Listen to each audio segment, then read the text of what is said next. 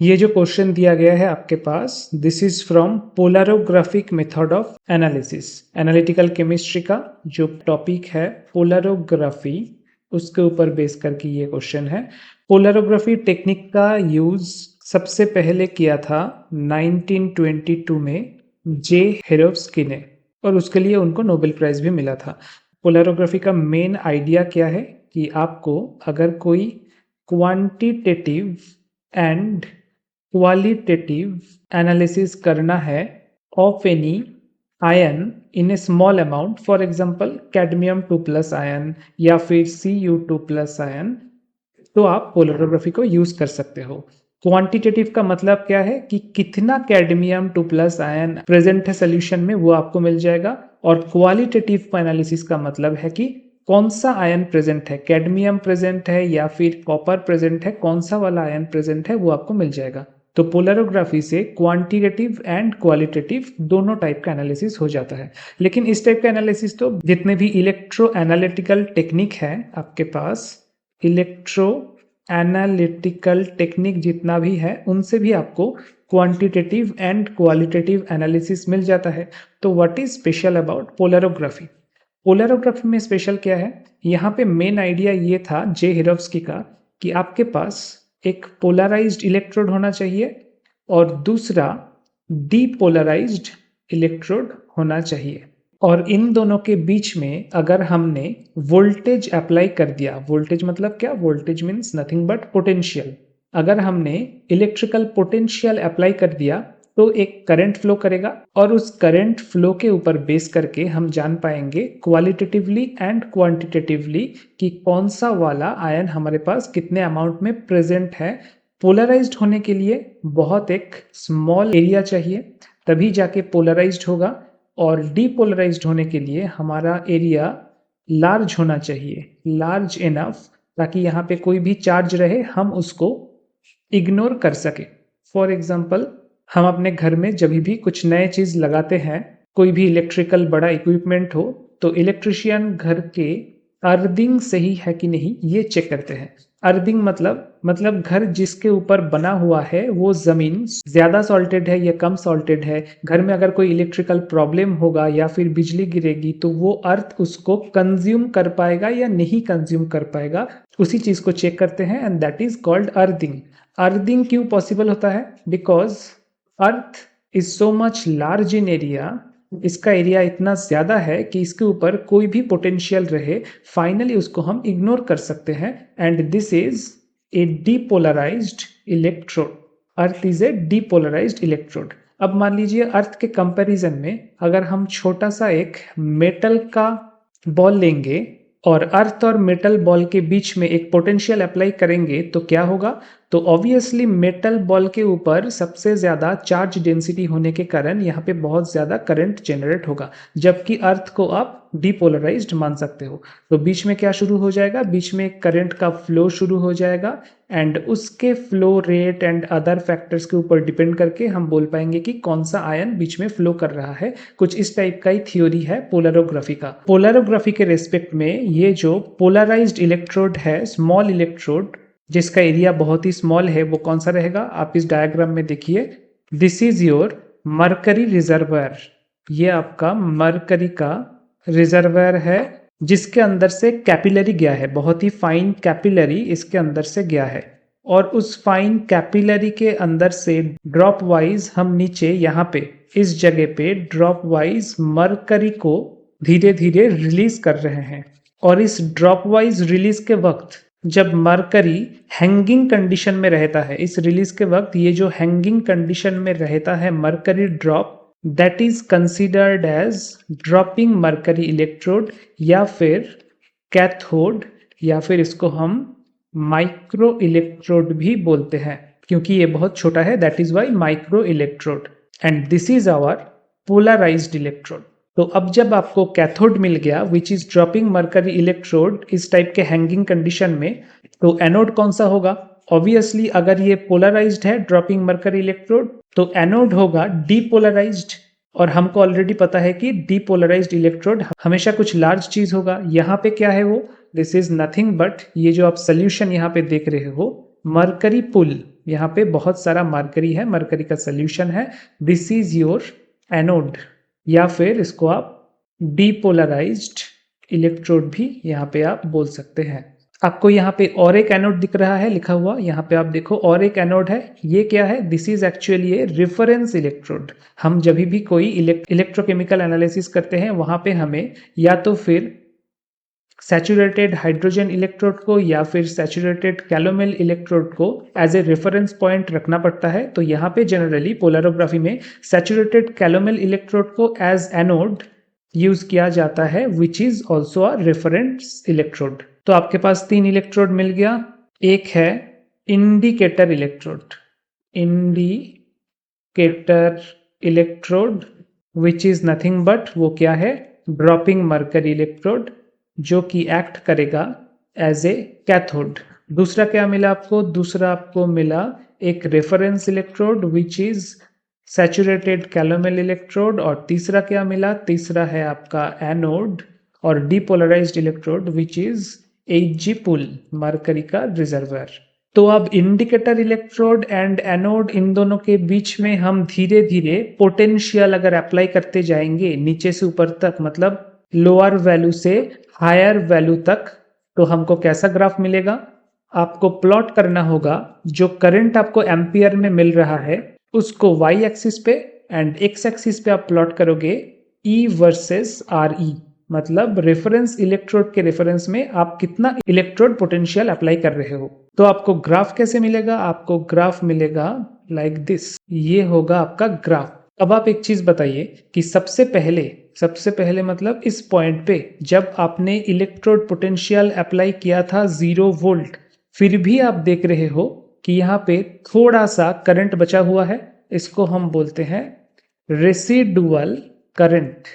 और इस residual current का वजह क्या है? उसके रीजन जानने के लिए आपको जानना पड़ेगा कि अगर आपके पास एक कैथोड है और एक एनोड है और बीच में इलेक्ट्रो एनालिटिकल सोल्यूशन है, उस सोल्यूशन में जब एक कैटायन कैथोड में जाएगा, ऑब्वियसली कैथोड नेगेटिवली चार्ज्ड है, यहाँ पे कैथोड क्या है? Hanging mercury drop. तो हैंगिंग मरकरी ड्रॉप के पास जब एक पॉजिटिव आयन जाएगा तो वो किन 2 तरीकों से जा सकता है? एक तो वो जा सकता है ऑथेंटिक तरीका से विच इज डिफ्यूशन, और दूसरा वो जा सकता है इन अ वे कॉल्ड माइग्रेशन। माइग्रेशन कैसे होता है? माइग्रेशन के वजह हो सकता है इलेक्ट्रोस्टैटिक अट्रैक्शन या फिर इलेक्ट्रोस्टैटिक रिपल्शन बिटवीन जो ड्रॉपिंग मरकरी इलेक्ट्रोड है उसके बाहर जो पोटेंशियल है और सोल्यूशन में जो भी आयन प्रेजेंट है, उन दोनों के बीच में जो इलेक्ट्रोस्टैटिक अट्रैक्शन या रिपल्शन फोर्स है, उसके वजह से माइग्रेशन ऑफ आयंस हो सकता है। तो माइग्रेशन ऑफ आयन होगा तो क्या होगा? एक माइग्रेशन करंट जनरेट हो जाएगा which we will call IM। एक माइग्रेशन करंट जनरेट होगा जो कि हम बिल्कुल नहीं चाहते। हम चाहते हैं कि डिफ्यूशन करंट ही सिर्फ जनरेट हो। Diffusion current is more authentic to calculate the concentration of any ion. Suppose आपको Cu2 प्लस आयन को क्वालिटेटिव एंड क्वांटिटेटिवली एनालिसिस करना है, तो Cu2 प्लस का डेंसिटी सोल्यूशन में, यानी कि मरकरी सोल्यूशन जो कि एनोड है, वहां पे जितना रहेगा, और ड्रॉपिंग मरकरी इलेक्ट्रोड के सामने, मतलब हैंगिंग Hg ड्रॉप के सामने जो कि कैथोड है, उसके सामने जितना डेंसिटी रहेगा, उन दोनों के बीच में जो गैप है, उन दोनों के बीच में जो डिफरेंस है, उसी के वजह से फ्लो होगा करंट, और तब हमको जाके मिलेगा ID या डिफ्यूजन करंट। सो हमको हमेशा ID चाहिए होता है and this is more authentic. But अब देखो सोल्यूशन में अगर आपके पास Cu2 प्लस आयन है तो कुछ Cu2 प्लस आयन तो ID यानी कि डिफ्यूजन पाथवे में जाके ID जनरेट करेगा, लेकिन बाकी का क्या जनरेट करेगा? IM जनरेट करेगा, यानी माइग्रेशन पाथवे में वो पहुंचेगा ड्रॉपिंग मरकरी इलेक्ट्रोड के पास। हमें क्या करना है? हमें ये चाहिए, हमें ये नहीं चाहिए। माइग्रेशन प्रोसेस को कंप्लीटली हमें बैन करना है, तो इसको हम क्या करेंगे? हमको यूज करना पड़ेगा सपोर्टिंग इलेक्ट्रोलाइट। ये बहुत इंपॉर्टेंट कंसेप्शन है। हमको सपोर्टिंग इलेक्ट्रोलाइट यूज करना पड़ेगा, और वो भी approximately 100 times of the desirable ion. Desirable क्या है, मतलब जिसका कंसेंट्रेशन के पीछे हम पड़े हैं, जिसका कंसेंट्रेशन हम जानना चाहते हैं। फॉर एग्जाम्पल Cu2+, तो Cu2+ का अगर कंसेंट्रेशन है 0.01 मोलर सपोज, तो हमें सपोर्टिंग इलेक्ट्रोलाइट कितना देना पड़ेगा, 1 मोलर अपने सपोर्टिंग इलेक्ट्रोलाइट, जो कि सोडियम क्लोराइड या फिर KCl पोटेशियम क्लोराइड ये सब हम यूज करते हैं, तो उसको आपको ऐड करना पड़ेगा इन द सोल्यूशन। कौन सा सोल्यूशन, मरकरी पुल सोल्यूशन, जो कि पोलैरोग्राफी में एज एन एनोड यूज होता है। तो इससे फायदा क्या होगा, अब देखिए माइग्रेशन में फायदा ये होगा कि इसके पहले माइग्रेशन पाथवे में जो भी आयन, जो भी Cu2+ आयन DMe के पास पहुंच रहा था, उसका डेंसिटी बहुत कम हो गया, बहुत लो हो गया कंपेयर्ड टू अब जो सपोर्टिंग इलेक्ट्रोलाइट प्रेजेंट है, मतलब सपोज KCl प्रेजेंट है 1 मोलर, इतने सारे Cl- एंड K+ आयंस है, तो माइग्रेशन पूरा ही कौन करेगा, KCl करेगा। तो जो माइग्रेशन पाथवे में DMe के पास पहुंचेगा, वो अब Cu2+ नहीं पहुंचेगा, सिर्फ KCl पहुंचेगा DMe के पास। एंड हमें जो IM मिलेगा, थोड़ा बहुत जो IM मिलने का चांसेस था Cu2+ के वजह से, वो अब क्या हो गया, कंप्लीटली एबोलिश हो गया। क्योंकि इतने भीड़ में Cu2+ ड्रॉपिंग मरकरी इलेक्ट्रोड के सामने माइग्रेशन पाथवे से पहुंच ही नहीं पाएगा, and thanks to this supporting electrolyte. तो माइग्रेशन करंट को हमने क्या कर दिया, माइग्रेशन करंट को हमने लगभग 0 कर दिया। अब हम इतना कुछ क्यों बोले, क्योंकि माइग्रेशन करंट से हम आएंगे रेसिडुअल करंट में। अब देखो रेसिडुअल करंट क्यों जनरेट होता है, आपको याद है ना, रेसिडुअल करंट किसको हम बोल रहे हैं। ये जो ग्राफ है, इस ग्राफ में ये वाले पार्ट को आप देखो, यहाँ पे थोड़ा सा करंट जनरेट हो रहा है, जबकि हमने पोटेंशियल कितना अप्लाई किया है, 0 वोल्ट पोटेंशियल अप्लाई किया है, फिर भी हमारे पास ये जो थोड़ा सा करंट जनरेट हो रहा है, उसी को हम रेसिडुअल करंट बोलते हैं। सिर्फ रेसिडुअल नहीं, इसका आप नाम लिख लीजिए, इसको हम रेसिडुअल करंट भी बोलते हैं, इसको हम कैपेसिटेटिव करंट भी बोलते हैं, इसको हम कंडेंसर करंट भी बोलते हैं, और कभी कभार इसको हम चार्जिंग करंट भी बोलते हैं। अब इन चारों का मतलब सेम ही है। तो ये रेसिडुअल करंट पैदा कहाँ से हो रहा है, रेसिडुअल करंट का ओरिजिन ये है कि जो हैंगिंग मरकरी ड्रॉप है, कैपिलरी से जो मरकरी ड्रॉप हैंगिंग कंडीशन में है, जो कि ड्रॉपिंग मरकरी इलेक्ट्रोड है, एज ए कैथोड काम करता है, उसका अपना एक इलेक्ट्रोस्टैटिक पोटेंशियल होगा। एंड फॉर दैट रीजन हमने जितना भी सपोर्टिंग इलेक्ट्रोलाइट डाला है, फॉर एग्जांपल अगर हमने KCl डाला है या फिर अगर हमने NaCl डाला है, उसका जो कैटायन पार्ट है यानी कि K+ या फिर Na+, वो जाएगा यहाँ पे, बिकॉज दिस इज कैथोड। तो कैथोड ऑब्वियसली क्या चार्ज होता है, कैथोड ऑब्वियसली नेगेटिवली चार्ज होता है। तो वो जाके क्या करेगा, सोडियम प्लस या K+, वो जाके इसके बाहर एक लेयर फॉर्म करेगा, और उस लेयर की देखा देखी, इस लेयर की देखा देखी अट्रैक्ट होके उसके बाद कौन जाएगा, Cl- जाएगा। तो यहाँ पे Cl- का और एक लेयर फॉर्म हो जाएगा। ऐसे करते करते ड्रॉपिंग मरकरी इलेक्ट्रोड के बाहर जो लेयर्स फॉर्म होंगे, पॉजिटिव चार्ज, नेगेटिव चार्ज, उसके बाद पॉजिटिव चार्ज, इस तरीके का, उनका खुद का एक करंट जनरेट करने का कैपेसिटी हो जाएगा। इसको हम क्या बोलते हैं, इस लेयर्स को हेल्महोल्ट्ज डबल लेयर, इसको हम बोलते हैं हेल्महोल्ट्ज डबल लेयर। और हेल्महोल्ट्ज डबल लेयर के वजह से आपको कुछ करंट मिलेगा, तो उस करंट को हम लिखते हैं IH, ठीक है, IH। और साथ में क्या है, मरकरी सोल्यूशन में, मरकरी का जो पूल है एज ए एनोड जिसको हम यूज कर रहे हैं, मरकरी सोल्यूशन में कुछ फॉरेन बॉडीज या कॉन्टामिनेंट रह सकता है मरकरी सोल्यूशन में। तो कॉन्टामिनेंट या फिर फॉरेन बॉडी अपने आप DMe के पास जाके रिड्यूस हो सकता है, तो वो जो करंट जनरेट करेगा उसको हम क्या बोलेंगे, फैराडे करंट, IF। इसको आप ऐसे ध्यान रखना कि फैराडे फॉर फॉरेन बॉडी, तो IF होगा फैराडे करंट, जो कि फॉरेन बॉडी के प्रेजेंस में जनरेट होता है। तो ये Helmholtz double layer and Faraday current, इन दोनों को मिला के आपको मिलेगा IR या फिर रेसिडुअल करंट। तो अभी तक आपको दो टाइप का करंट मिल गया, एक हो गया माइग्रेशन करंट जिसको हम लगभग एबोलिश कर चुके थे बाय यूजिंग सपोर्टिंग इलेक्ट्रोलाइट, और अभी आपको मिला रेसिडुअल करंट। तो ग्राफ में चलते हैं, रेसिडुअल करंट कहाँ पे है और कहाँ तक रहेगा। यहाँ पे आप देखो रेसिडुअल करंट रहेगा बस इस जगह तक।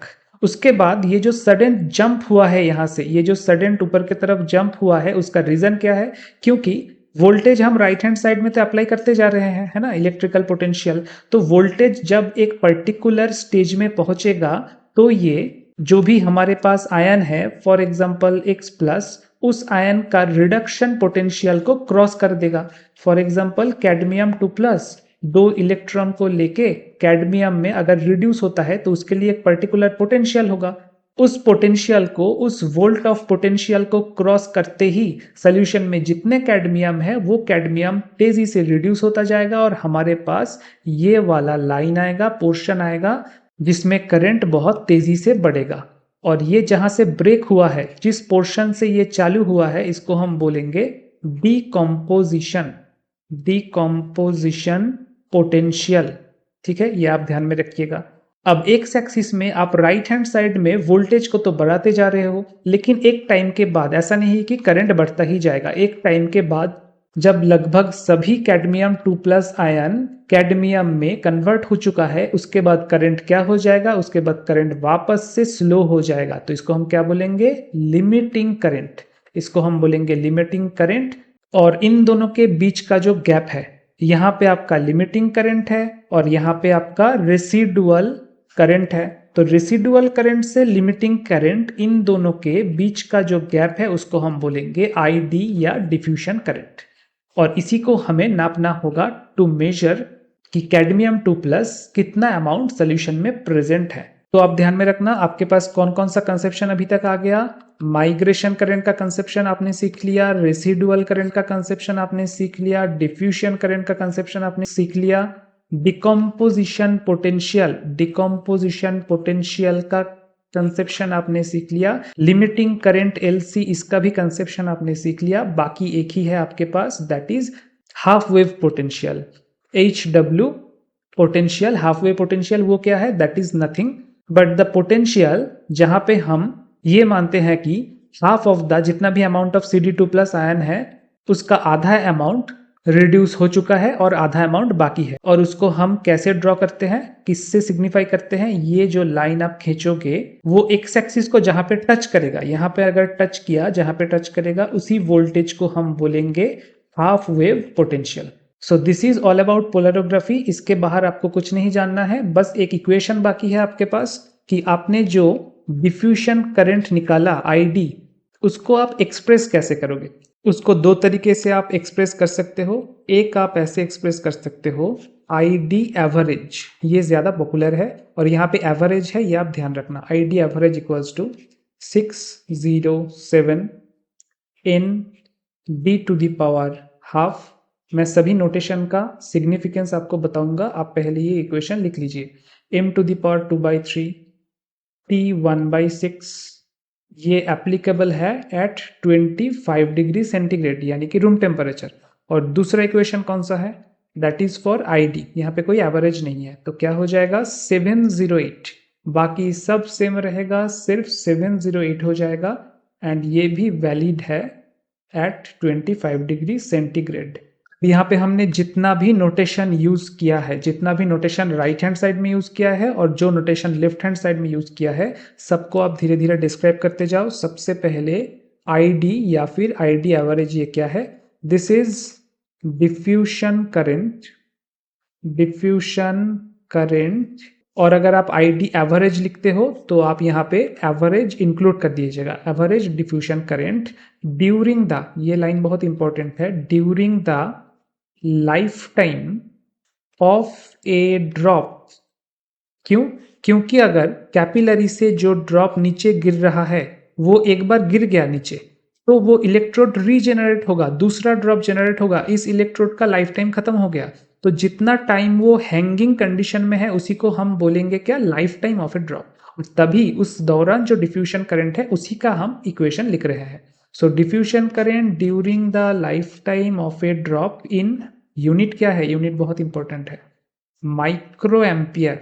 ठीक है, माइक्रो एम्पियर, ये एक हो गया। नेक्स्ट राइट हैंड साइड में हमने n यूज किया था। n क्या है? n is number of electron transfer per molecule of the desirable species.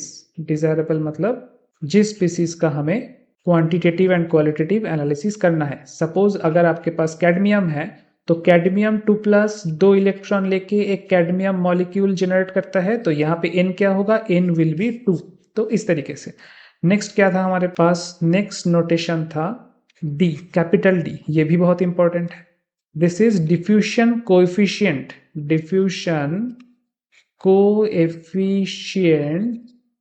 Of the species, and species मतलब सपोज कैडमियम है, of the species in unit क्या है? Centimetre square second inverse.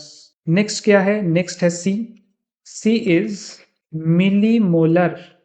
Millimolar यहाँ पे डबल एल होगा। Millimolar concentration of the species. तो concentration भी आप ध्यान रखिएगा कि मिलीमोल में आपको मिलेगा, ठीक है? मिलीमोल पर लीटर में आपको मिलेगा। देन एक स्मॉल एम था नोटेशन में। स्मॉल एम क्या है? This is rate of flow of mercury from the orifice of the capillary. मतलब उस ऑरिफिस से ड्रॉप निकलने का स्पीड क्या है? स्पीड आप किस यूनिट पे जज करोगे? मिलीग्राम पर सेकेंड, इस यूनिट पे। और इसी को हम बोलेंगे रेट ऑफ फ्लो और फ्लो रेट, और एम से इसको डिनोट करेंगे। एंड फाइनल नोटेशन क्या था? T. T is nothing but drop time in second. मतलब ये मरकरी का हर एक ड्रॉप कितना सेकेंड में कैपिलरी से नीचे गिर जाता है। तो ये हो गया सभी notation for this particular Ilkovic equation. आप इसको ध्यान रखिएगा। एंड हमारे क्वेश्चन में जो पूछा गया है, अब आप क्वेश्चन पे आओ। आपको पूरा पोलैरोग्राफी बता दिया, अब क्वेश्चन ही नहीं सॉल्व हुआ। क्वेश्चन पे क्या था कि एक पोलैरोग्राफिक मेथड ऑफ एनालिसिस में Cu2+ एंड Cd2+, इन दोनों का इंडिविजुअल अमाउंट हमें गेन करना है। तो उसके लिए हमें क्या मेजर करना पड़ेगा? क्या होगा? अपने अभी इल्कोविक इक्वेशन लिखा, जो इक्वेशन मैंने आखिरी में बताया, दैट इज कॉल्ड इल्कोविक इक्वेशन। तो इल्कोविक इक्वेशन में लेफ्ट हैंड साइड में क्या था? Diffusion current. और राइट हैंड साइड में जितने भी पैरामीटर्स थे उनमें से एक पैरामीटर क्या था? Concentration of the species. तो diffusion current is directली proportional to the concentration of the species। तो obviously ऑप्शन डी आपका आंसर होगा कि आपको डिफ्यूशन करंट यानी कि ID मेजर करना पड़ेगा कंसेंट्रेशन जानने के लिए। बाकी कुछ मेजर करने का जरूरत नहीं है, हाफ वेव भी नहीं है, माइग्रेशन करंट तो बिल्कुल नहीं, डिकम्पोजिशन पोटेंशियल से भी आपको कुछ नहीं मिलेगा। आपको डिफ्यूशन करंट मेजर करना पड़ेगा। So option D will be your correct choice.